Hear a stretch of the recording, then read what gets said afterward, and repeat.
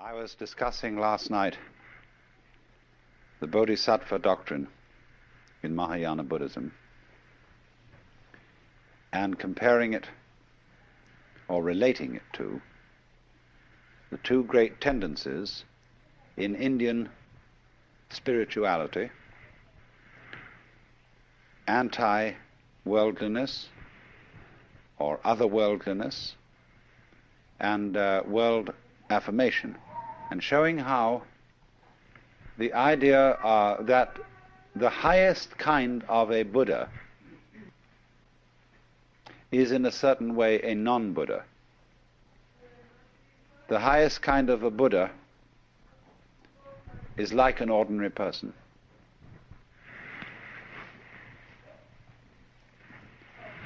And this comes out very, very much in various tendencies in Zen, where, for example, all the painting peculiarly characteristic of Zen Buddhism in the Chinese and Japanese tradition is, as it were, secular. It has a peculiarly non-religious atmosphere. That is to say, the painting of Shingon sect and Tendai sect, as you saw it in the museum today, was religious painting. You could tell at once that the subject matter of these paintings is religious. But with Zen painting, the way of dealing with philosophical and spiritual themes is secular. So that when an artist like Sengai, living in the 17th century Japan, paints the Buddha, there is something slightly humorous about the Buddha. He wears his halo over one ear. There is an informality, a slight raffishness.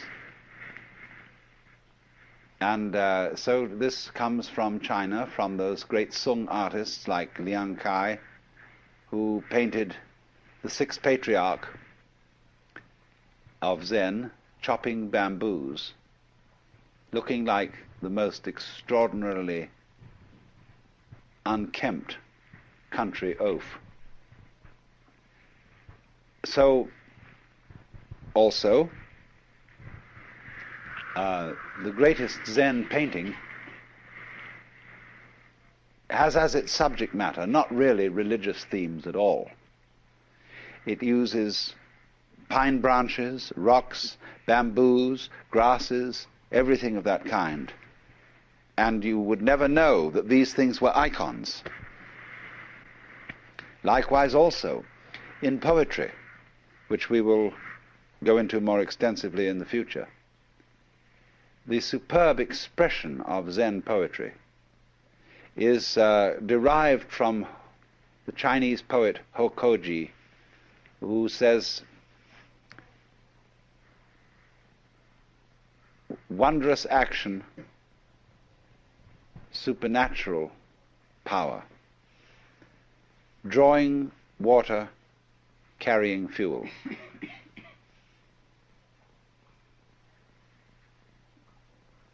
Now, that poem is a little bit too religious for Zen taste. And so, preferable to that is Basho's famous poem, "The old pond, a frog jumps in, plop." Plop is the only possible English translation for the Japanese mizu no otto, which means literally the water's sound. Plop. But that poem, you see, is a very high-style Zen poem, because it has nothing in it about religion. There is a poem on the edge, which also was written by Basho, which says, "When the lightning flashes, how admirable he who does not think life is fleeting."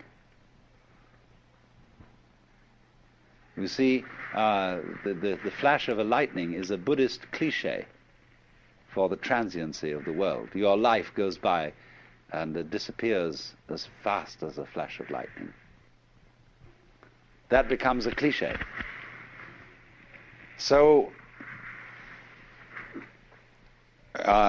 all religion, all religious comments about life eventually become cliches. Religion always is falling apart and becoming a certain kind of going through the motions, a kind of imitation of attitudes, as if one would say, we've got a book called The Imitation of Christ. It's a terrible book. Because everybody who imitates Christ is a kind of a fake Jesus. So in the same way, there's all kinds of imitation Buddhas, not just sitting on altars made of wood and gilded, but just sitting around in monasteries. So one might say then that the highest kind of religious or spiritual attainment has no way, a sign about it that it is religious or that it is spiritual. And so as a metaphor for this, there was used in Buddhism from the very beginning the idea of the tracks of birds in the sky. They don't leave any tracks. And so the way of the enlightened man is like the track of a bird in the sky. And as one poem, a Chinese poem, says, entering the forest, he does not disturb a blade of grass. Entering the water, he does not make a ripple. In other words, there is no sign about him to indicate that he is self-consciously religious. And this goes too for the fact that his not having any religious sign is also not something contrived. It isn't like Protestant simplicity. You know, all those Catholics with their rituals and how dreadful and insincere that is. The real reason, you know, why Protestants think Catholic ritual is insincere? You know? It's expensive. Protestantism started in the burgher cities of Europe. Places like Freiburg, Hamburg, you know, and Geneva. Because the merchant class, who were the foundation of the bourgeoisie, got annoyed because every time a saint's day came around, all their employees got a day off because it was a holy day and they had to attend Mass. There were so many of these nuisance holy days, and all these contributions that were assessed by the church, buying your way out of purgatory and saying masses for the dead and so on and so forth, they found this not very economical. The priests were getting the money instead of the merchants. And so they decried as unbiblical and irreligious and wasteful all the finery of the Catholic religion and wanted something plain and simple. So it became, in course of time, a sign of being really religious to avoid rituals and to avoid colorful clothing and splendor in churches, and to be as ordinary as possible. But that is not yet the real religion of me giving no sign of having a religion, because this simplicity and absence of ritual itself becomes a sign, a way of advertising how spiritual you are. So the completely bodhisattva type of person doesn't leave any track, either by being religious overtly or by being non-religious overtly. How will you be neither religious nor non-religious? See, that's the great test. How will you avoid that trap of being one or the other? It's like, are you a theist or are you an atheist? See, the theist is caught by God and the idea of God, the belief in God, but the atheist is equally caught. Because an atheist is very often an atheist because he cannot stand the idea that God is watching him all the time. that there is this constant all-seeing eye prying on your most private life. And that there's this, you know how when you're a child in school and you're writing something or doing arithmetic and the teacher walks around the class and looks over your shoulder. Nobody wants to be watched like that. Even someone who's good at writing or at arithmetic doesn't want somebody looking over their shoulder while they're doing it. It puts you off. It bugs you. So the idea of the Lord God, who is watching us all the time, who is judging everything that we do, puts people off, and they can't stand it. So better be an atheist to get rid of teacher. So, but the atheist, you see, the man who advertises his disbelief in God is a very pious person. Nobody believes in God like an atheist. There is no God, and I am his prophet. So then, the true bodhisattva state is very difficult to pin down as being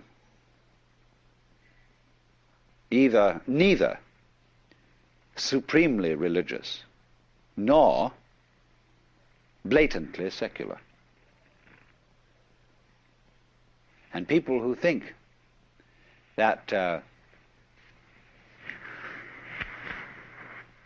height of Buddhism or the height of Zen is to be perfectly ordinary have still missed the point, like the atheist has missed the point. But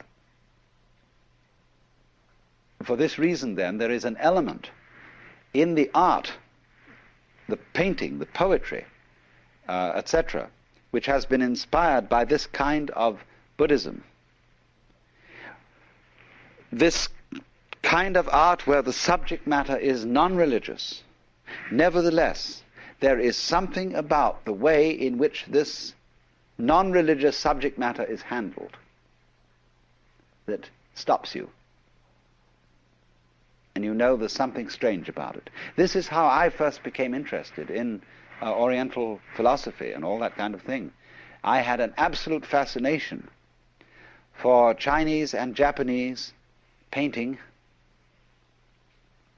the secular painting, the landscapes, the treatment of flowers and grasses and bamboos. There was something about it that struck me as astonishing, even though the subject matter was extremely ordinary. And I just, as a child practically, I had to find out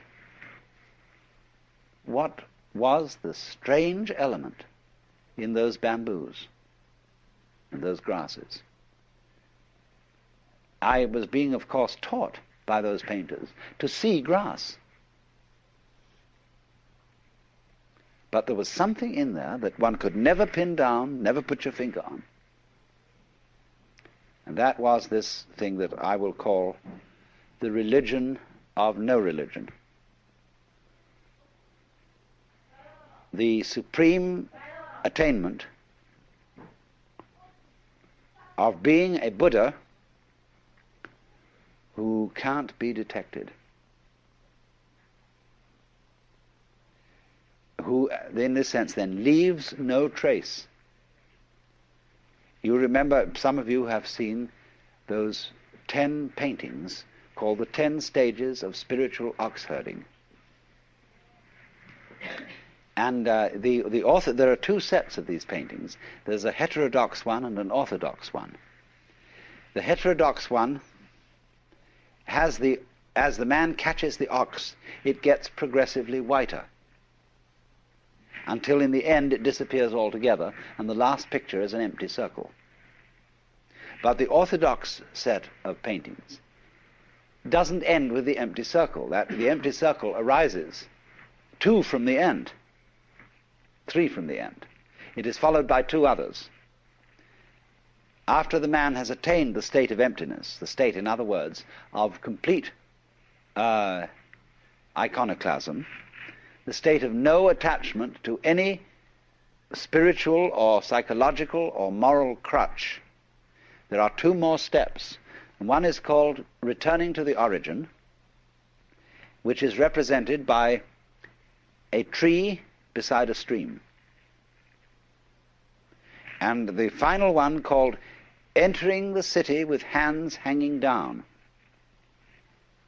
That means hands giving a handout, as it were, giving bounty.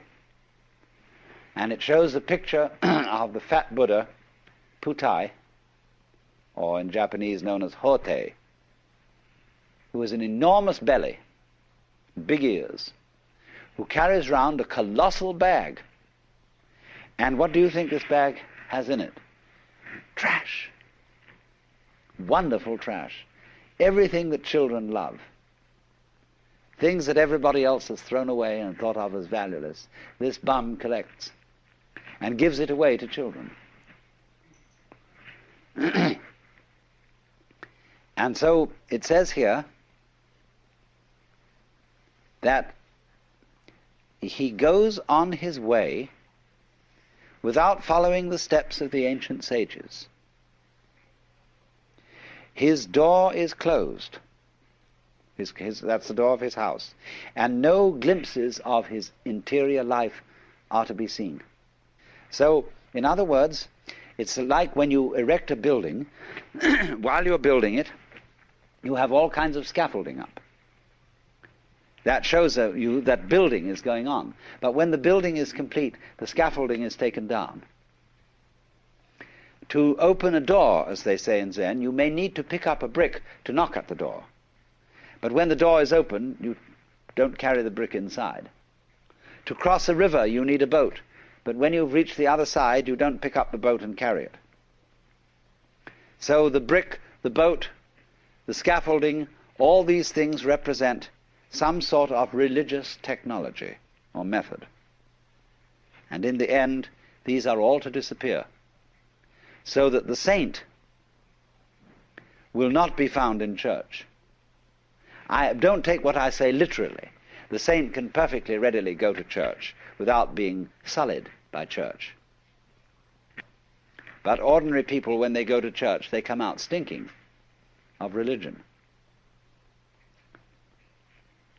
There was a great Zen master once, and one of his disciples asked him, "How am I making progress?"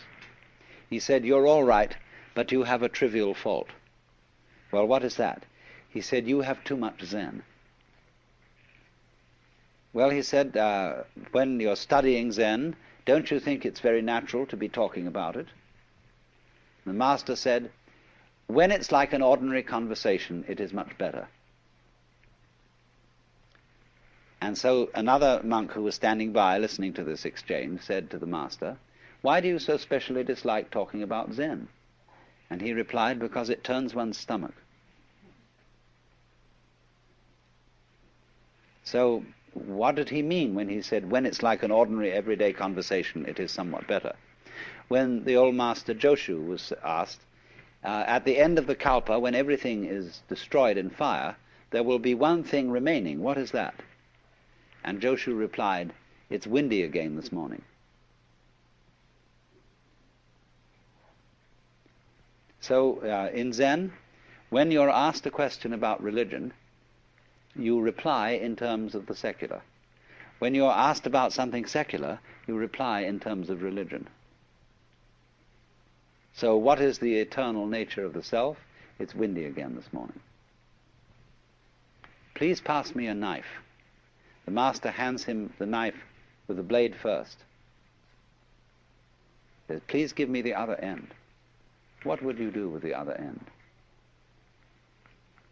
See, here the disciple starts out with the ordinary. "Please pass me the knife." And suddenly he finds himself involved in a metaphysical problem. But if he starts out with the metaphysical, he's going to get involved with the knife.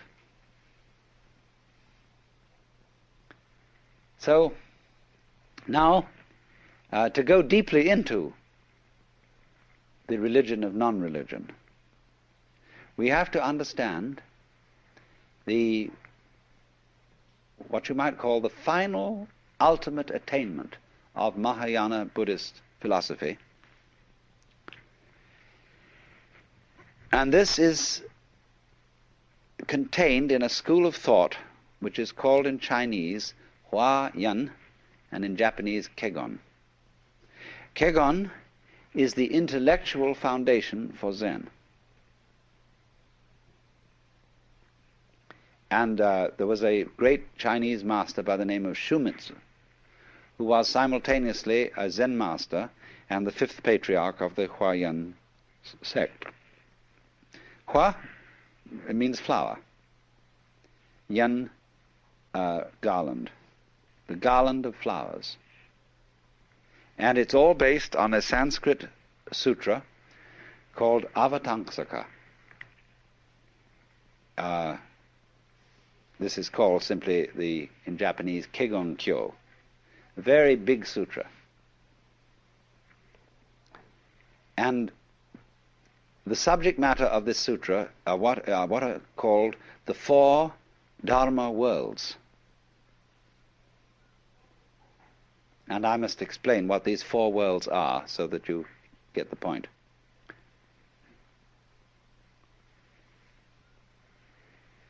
First of all, there is a level of being which we will call Ji.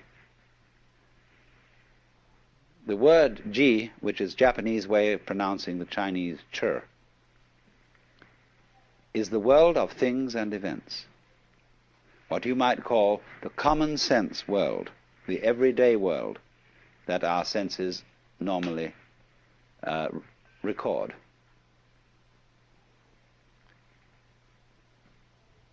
The word Ji, the character in Chinese, has a multiplicity of meanings because it can mean a thing or an event.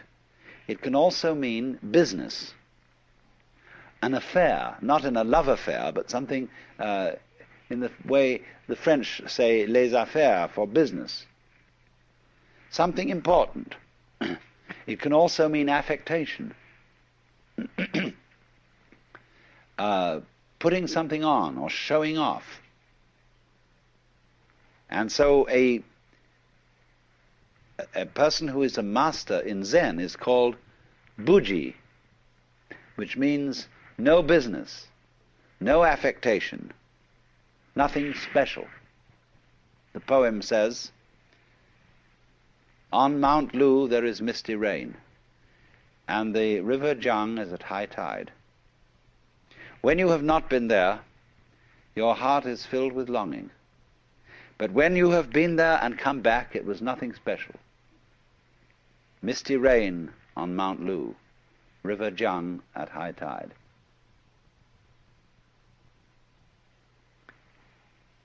But this nothing special is not a way of putting something down. Do you see that? I could say, well, it was nothing special. It didn't really amount to anything. That's one way of saying it was very ordinary. But Buji, just as it doesn't mean it was very ordinary, in the same way that the person who has no religion is really the most religious, you do see? He's not just a common, ignorant moron. He looks like one, but he isn't. And you have to know what he knows in order to see that he isn't and to recognize him for what he is. So nothing special, Buji. It doesn't stand out. It doesn't, as we would say it doesn't stick out like a sore thumb. So the world of Ji then means generally the world of particulars, the world of multiplicity, the world we ordinarily feel we're involved in. So that's the first world. The second world is called the world of Ri. Now Ri, in Chinese, Li, is, as I explained to you when we were discussing the idea of the law of nature, the character means the markings in jade, or the grain in wood, or the fiber in muscle. But in the Huayan philosophy, the word ri means the universal, underlying all particulars, the one underlying all multiplicity. The unitive principle as distinct from G, which is the differentiation principle. So, as it were, it's like this. When you see into the nature of this world, you start from G. You start from noticing all the particular things and being baffled by their multiplicity and dealing with the multiplicity of things. But as you go into this, you discover, as you understand things, what do you mean when you understand things? It means you become aware of their relationships to each other, and eventually you see the unity behind them. And it is as if the multiplicity of the world dissolved into unity. You start from noticing all the particular things and being baffled by their multiplicity and dealing with the multiplicity of things. But as you go into this, you discover, as you understand things, what do you mean when you understand things? It means you become aware of their relationships to each other, and eventually you see the unity behind them. And it is as if the multiplicity of the world dissolved into unity. And so here you encounter a problem. I can see the world as a unity. I can see the world as a multiplicity. But how the devil am I going to put the two visions together? If I am to be a practical success in business, in family life, and so on, I have to observe the world of particulars. It's particulars that matter. I have to know chalk from cheese. But if I become a saint, a monk, or a hermit, then or even perhaps a poet or an artist, I will forget about the practical matters and contemplate the unity, the secret meaning underlying all events. But then all those practical people are going to say to me, you're falling down on the job. You've escaped from life. Because they feel that the world of particulars is the real world. But the other guy says, no, your particulars are not real. You make a success of things, yes, but it's completely temporary. You think you're an important person, that you're really contributing to human life. But actually, your success in doing this sort of thing lasts for a few years, and then you fall apart like everybody else does. Where's your success now? When you're dead, what happened to the millions of dollars you made? Where are you? They're all gone. So that isn't real from the standpoint of the person who concentrates on the unity. So then, to perfect our understanding, we have to go to the third of these worlds, which is called Ri Ji Mu Ge. Now, that means between Ri, the unity, and Ji, the particulars, Mu, there is no, Ge, block. That means the world of the universal and the world of particulars are not incompatible. Let's take two very different things and see how they can be united. Take shape and color. Never in a million years can you, with a black pencil that can draw shapes, make red.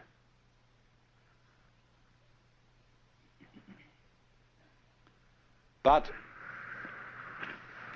if you have red, you can draw a circle. You can draw a red circle, even though the circle shape and the red color will never be the same. Yet red circle, they go beautifully together. So think of circle as G and red as Ri. The circle is the particular, the color is the universal. They go together. So then we might say The properly rounded out person is both spiritual and material, both otherworldly and worldly. This is the supreme attainment of a human being, to be both. Don't get one-sided. A person who is what you might call just a materialist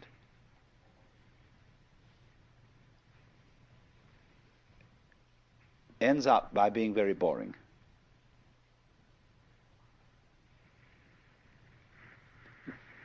It's you know, you can live the successful life of the world and you can own every kind of material refinement. You can have the most beautiful home, delicious food, marvelous yachts and cars and everything. But if you have no touch of mysticism, it eventually is all perfectly boring, and you will get tired of it. Then on the other hand, there are people who are purely spiritual,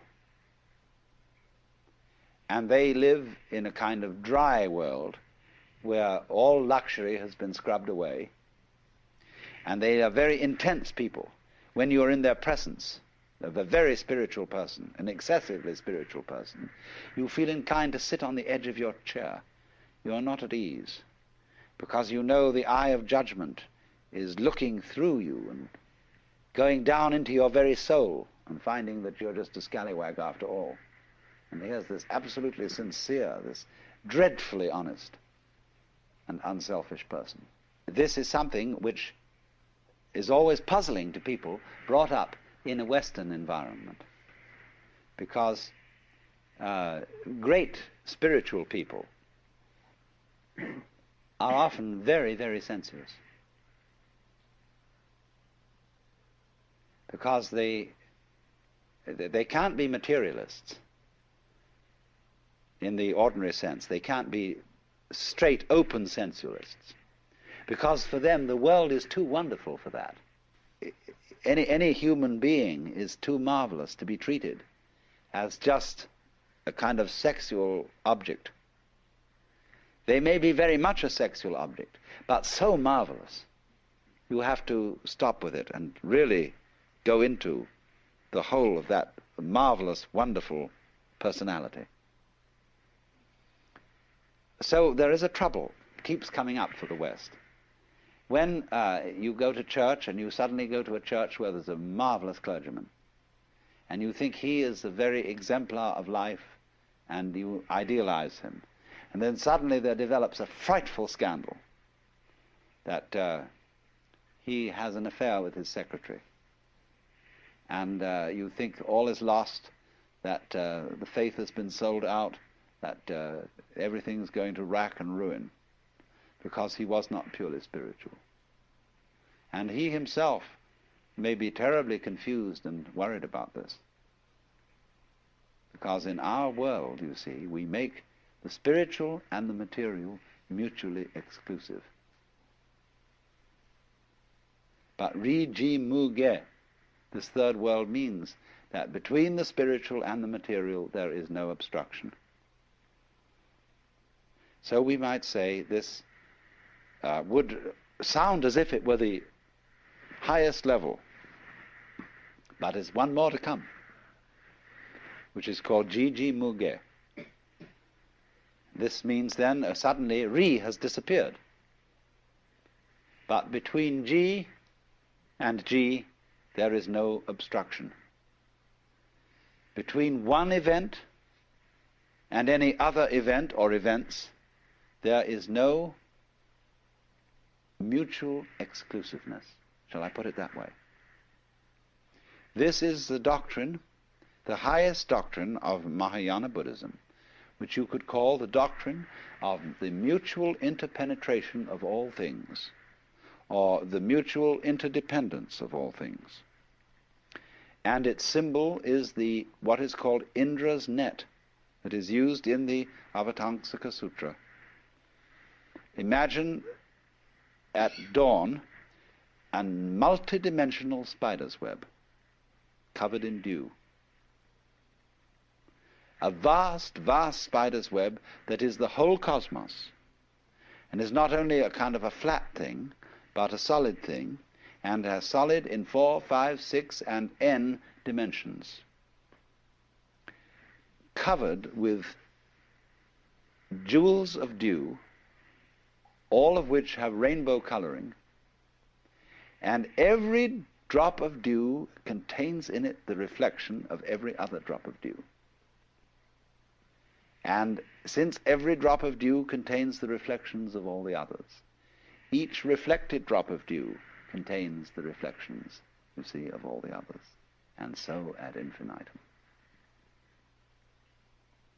Now this is the Mahayana vision of the world, which is to say, this is relativity, that whatever exists in this world and is characterized as something particular, as a thing, as an event, as something or other, you see, as a unit, this does not exist without all other such things and events. So that you might say any one event implies all events. And all events, the total universe, past, present, and future, depends on every single member. In other words, you may say, I can understand that I depend on this whole universe. There could not be me unless there was everything else. It is harder to see the corollary of that the whole universe depends on you. You might say, well, how can that be? Because I come into being, and then I go out of being, and before I was born, I'm sure the universe was here, and after I die, I'm sure it will go on. How can you say then that the whole thing depends on me? Very simply, it depends on supposing you're dead, and we're talking about someone in the past. Let's say we're talking about Socrates. And I'm going to say, this whole universe depends on Socrates. I may put it more exactly. It depends on Socrates having existed. You see your parents now. Some of your parents may be alive, but some of your parents may be dead. Without your parents, you would not have come into being. So you depend on your parents, even when your parents have gone. So everything, even when you disappear, the universe will still depend on you, on your having been here. Or if you have not yet arrived, it depends on your going to be here. So we can say, obviously, going back to Socrates, the fact that Socrates existed tells us something about the kind of world we're living in. This world once Socratized. And that Socrates and his wisdom was a symptom of the kind of universe we're living in just the same way as I showed you that an apple is a symptom of a tree. A certain kind of tree tells us something about that tree, what it functions, how it produces things. So a world which produced Socrates, or a world which produced John Doe, who was nobody in particular, and nobody ever remembered him or thought to write his biography. Nevertheless, for all his obscurity, the whole universe depends on him, and it depends equally on every fruit fly, every gnat, every vibration of every gnat's wing, and it depends on every last electron, however brief its manifestation may be. So that what this is saying is that everything that there is implies everything else. And all those other things, collectively, in their totality, which we call the universe, in turn imply each individual object, event, and so on. That's the meaning of Indra's net. So that this is called in Zen to take up a blade of grass and use it as a golden Buddha 16 feet high.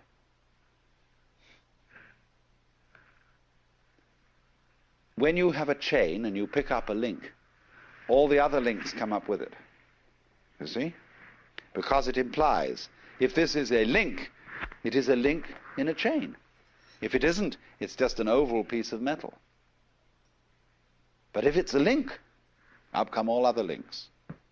So if you are an event, every event, there's no such thing as a single event. The only possible single event is all events whatsoever. That could be regarded as the only possible atom. The only possible single thing is everything. But the things that we call things all imply each other. We know what we are only in relation to what we aren't. We know of the sensation of oneself only in relation to a sensation of something other. So the other goes with the self as the back goes with the front. And your life, however short, everything depends on it. If that did not happen, nothing would happen. So in this sense, the whole world bears your signature. It would not be the same world if it weren't for you. You've heard, haven't you, what is called the pathetic fallacy? This was an idea of the 19th century, which said that it was false and wrong to project human feelings on the world. The wind in the pine trees is not sighing. It's you who are sighing. The sun is not happy. It's you who are happy when the sun shines. So don't mix up your happiness with the sun. The sun has no feeling. The sun is not human. The wind has no feeling and is not human.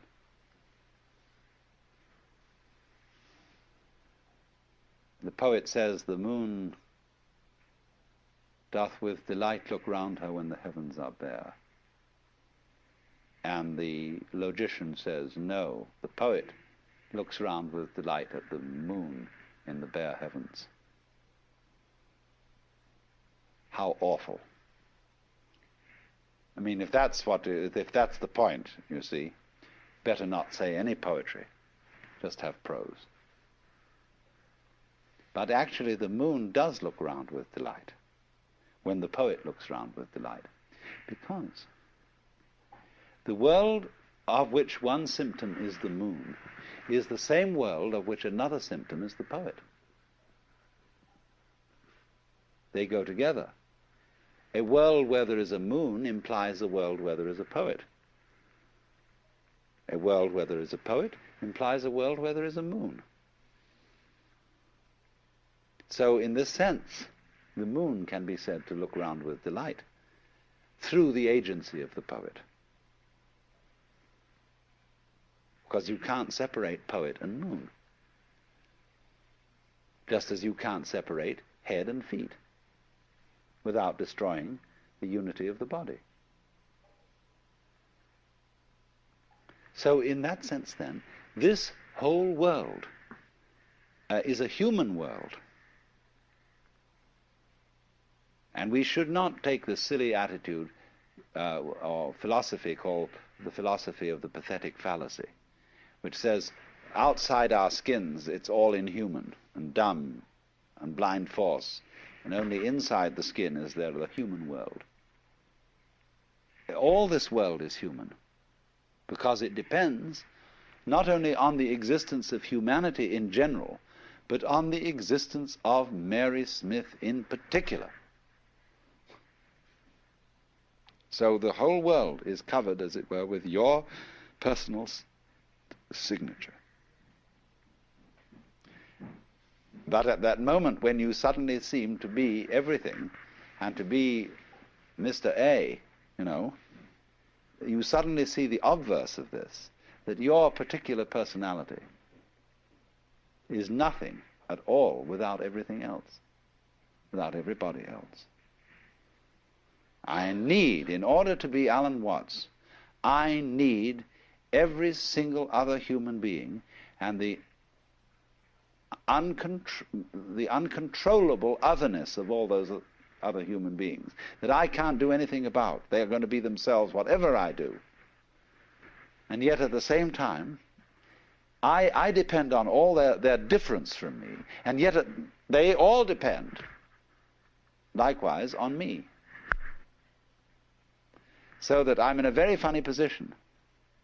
The moment I would be egoless and say, I'm nothing without you, then suddenly I find I'm the kingpin. They all depend on me. Then suddenly, when I get swelled-headed about being the kingpin, I find I'm nothing at all without them. So everything keeps going blip, blip, blip, blip.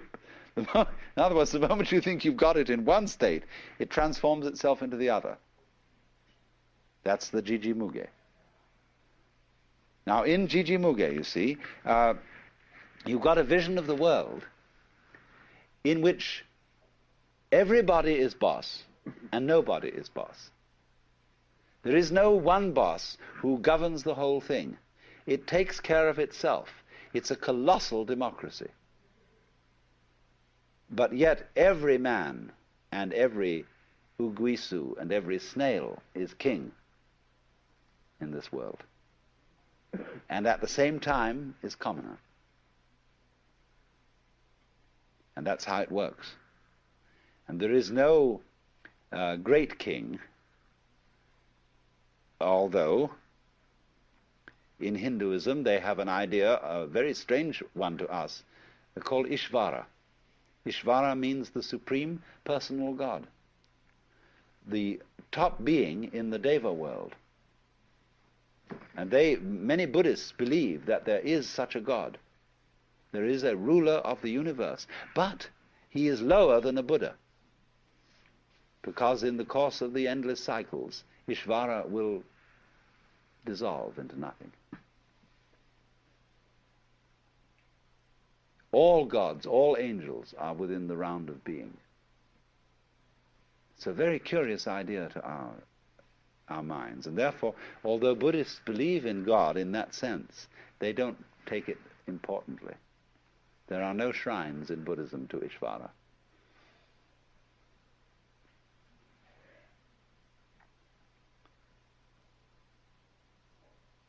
So then, it is through Jiji Muge, this idea of the mutual interpenetration and interdependence of all things, that we have the philosophical basis for Zen as a practical, non-intellectual way of life. Because of the realization that the most ordinary event, the charcoal brazier, the mat, soup for dinner, sneezing, washing your hands, going to the bathroom, everything, all these so-called events, separate events, imply the universe. So this is why Zen people will use the ordinary event to demonstrate the cosmic and the metaphysical. Only they don't rationalize it that way. To see infinity in a grain of sand and eternity in an hour is still Riji Muge and not Jiji Muge. Jiji Muge is when you offer somebody the grain of sand, for God's sake, stop thinking about eternity. Here's just the grain of sand. There is no difference between the grain of sand and eternity. So you don't have to think about eternity as something implied by the grain of sand. The grain of sand is eternity. So in the same way exactly, our sitting here at this moment is not something different from nirvana. We are nirvana as sitting here exactly like this, you see. So you don't have to say any philosophical comment on the grain of sand or on our sitting here. That's called legs on a snake or a beard on a eunuch. You put legs on a snake, you see, and you embarrass the snake in its motion. And a eunuch doesn't need a beard. We would say in our idiom, don't gild the lily. Or Zen would say, don't put frost on top of snow. So all what you might call specifically religious activity is legs on a snake. Eventually, this is going to be eliminated, just as eventually we hope that government will be eliminated and will become unnecessary, because every individual will be self-governing and therefore relate properly to his brother, and the state will vanish. So too, at the same time, the church will vanish. And that's why in the book of Revelation, in the New Testament, it is said that in heaven there is no temple, because the whole place is the temple. So when we achieve the fulfillment of Buddhism, there is no Buddha, no temple, no gong, no bell, because the whole world is the sound of the bell. And the image of Buddha is everything you can look at. So a Zen master was asked, mountains and hills, are they not all forms of the body of Buddha? And the master replied, yes, they are, but it's a pity to say